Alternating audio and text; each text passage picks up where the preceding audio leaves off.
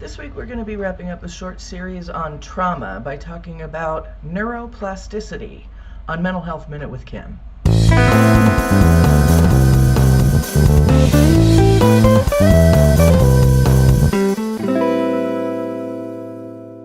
If you remember from last week, we talked about the trauma brain, and that is when somebody has experienced some kind of trauma, their brain develops a little bit differently than somebody who hasn't experienced trauma.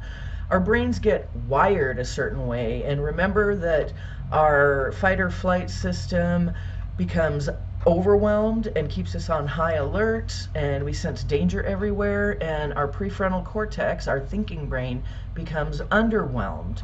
But the nice thing is, our brain has this thing called neuroplasticity. And what that means is that our brains can actually be rewired.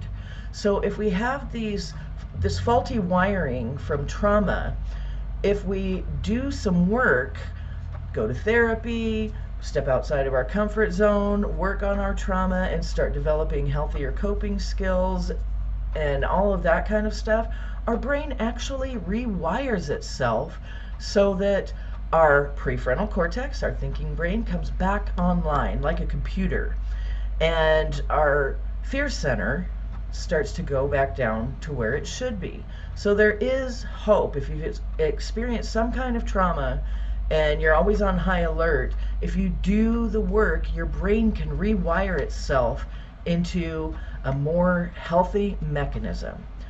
That's it for this week. I'll see you next week.